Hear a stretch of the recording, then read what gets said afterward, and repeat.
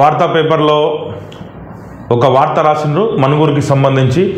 Party office కోసం మా పొట్టలు కొడుతున్నారు, మనుగూరులో ఘర్షణ ఎవరి వైఫల్యం, జ్వాల రగిల్చింది ఎవరు, బలైపోతుంది ఎవరు.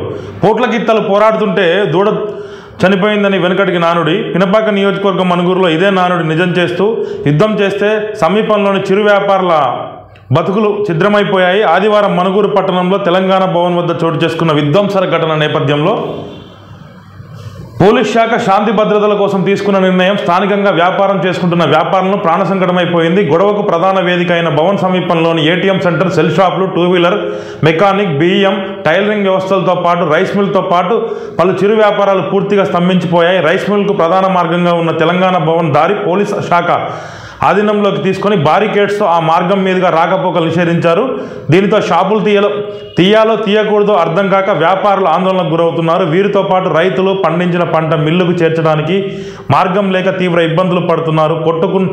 కొట్టుకున్న నేతలు అడ్డుకోలేకపోయిన పోలీసులు, కొట్టుకున్న నేతలు బాగున్నారు, కొట్లాట కాస్త దొమ్మిగా మారుతున్న చోద్యం చూడటమే తప్ప అడ్డుకోలేకపోయిన పోలీసులు జరిగిన సంఘటనతో ఏ సంబంధం లేదని, మాకు ఈ దుస్థితి ఎందుకని వ్యాపారుల పోలీసులను ప్రశ్నిస్తున్నారు. వందల మంది ఏ పోలీసు అనుమతి లేకుండా ర్యాలీగా పోలీస్ స్టేషన్ ముందు నుంచి ఓ పార్టీ కార్యాలయం వైపు దూసుకెళ్తుంటే కనీసం సమాచారం కూడా సేకరించని స్థితిలో ఉన్న పోలీస్ శాఖ వైఫల్యంపై ఏ చర్యలు లేవు. కానీ కనీసం రోజువారీగా వ్యాపారం సాగితే తప్ప కుటుంబం గడపని వ్యాపారులకు ఈ శిక్ష ఏంటని స్థానికులు మండిపడుతున్నారు. మనుగూరులో రెండు ప్రధాన రాజకీయ పార్టీల ఘర్షణకు కారణమైన భవన్ అంశం పూర్తిగా సివిల్ తగాదా. పార్టీలు విచక్షణ పాటించి ఉంటే ఈ అంశం కోర్టు ద్వారా మాత్రమే పరిష్కారానికి అవకాశం ఉంది. ఈ విషయం కొట్లాటతోటి దొమ్మితో స్వాధీనపరచుకోవాలని గొడవకు పాల్పడ్డ పార్టీ మాదే అని బల్లగుద్ది వాదిస్తున్న పార్టీలు సాధించింది ఏమిటన్నది అర్థం కావడం లేదు. కానీ మనుగూరులో అమల్లో ఉన్న 144 సెక్షన్ స్థానిక జనజీవనానికి శరాఘాతం పరిగణించింది. జ్వాలను రగిల్చిన వారు ఏసీ రూముల్లో సేద తీరుతుంటే రెక్కాడితే డొక్కాడని బతుకులు బలవటం దారుణమని స్థానికులు ఆవేదన వ్యక్తం చేస్తున్నారు. అధికారులు ఇప్పటికైనా కళ్ళు తెరిచి పరిస్థితి చక్కదిద్దాలని కోరుతున్నారు. మనుగూరులో జరిగిన ఇరు పార్టీల ఆ భవన్ విషయంలో ఇరు పార్టీల మధ్య ఘర్షణ ఏదైతే ఉందో దానివల్ల స్థానిక ప్రజానికం ఆ భవన్కు ఉన్న దారిలో బారికేడ్లు పెట్టడం వల్ల ఇది రైస్ మిల్ ప్రాంతం. రైస్ మిల్ దగ్గర మనం ఇక్కడ చూడొచ్చు, పోలీసులు ఈ మిల్లులోకి వెళ్ళడానికి కూడా దారి లేదు. ఇక్కడ బారికేడ్లు పెట్టారు. ఇది రైస్ మిల్ నుంచి లోపలికి వెళ్ళేది. ఇక్కడ ఈ షాప్స్ అన్నీ క్లోజ్ చేసిండ్రు.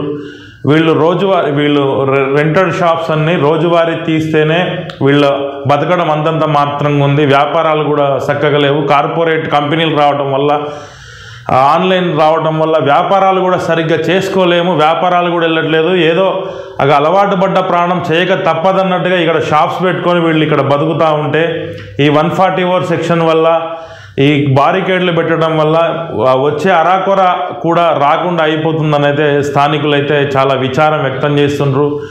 ఇక ఈ దొమ్మికి ఈ గొడవకి కారణమైన ఇరు పార్టీల వాళ్ళు ప్రశాంతంగా ఎవరి రూములలో వాళ్ళు ఏసీ గదులలో ఉంటారని చెప్పేసి స్థానిక ప్రజానికం మాత్రం చాలా ఇబ్బందులకి నరకయాతనకు గురవుతున్నారని చెప్పేసి అయితే ఈ వార్తా పేపర్లో వార్తా కథనం అయితే రాసింది. వందలాది మంది కార్యకర్తలు పోలీస్ స్టేషన్ ముందు నుంచి ర్యాలీగా బయలుదేరి భవన్కి చేరుకుంటా ఉంటే పోలీసులు ఇక్కడ వాళ్ళు అడ్డగించలేదు. ఈ సంఘటనకు సంబంధించి అడ్డుకోలేకపోయిన పోలీసులు మాత్రం మా వ్యాపారాలు చేసుకోకుండా ఏ సంబంధం లేని మాకు ఈ దుస్థితి ఎందుకని చెప్పేసి వ్యాపారులు పోలీసులను ప్రశ్నిస్తున్నారు.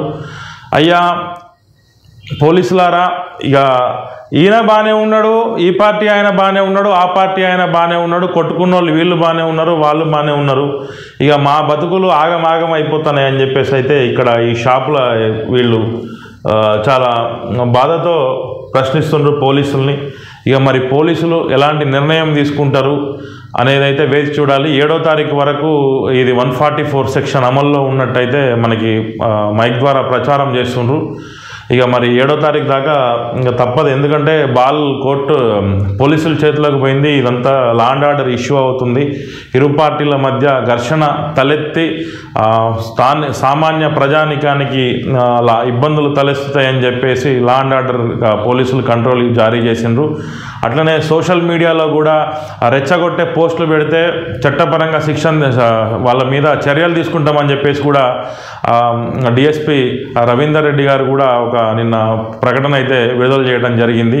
కాబట్టి ఈ 2 రోజులు రెచ్చగొట్టే ప్రకటనలు చేయకుండా పార్టీలకు అతీతంగా మీరు మీ పనులు మీరు చేసుకోండి, ఎవరు సోషల్ మీడియాలో రెచ్చగొట్టే పోస్టులు పుట్టొద్దని చెప్పేసి అయితే నిన్న డిఎస్పి గారు కూడా చెప్పడం జరిగింది. ఏది ఏమైనా ఇక్కడ స్థానిక ప్రజలు మాత్రం ఇబ్బంది పడుతుందని చెప్పేసి అయితే మనకి ఈ వార్త ద్వారా తెలుస్తుంది.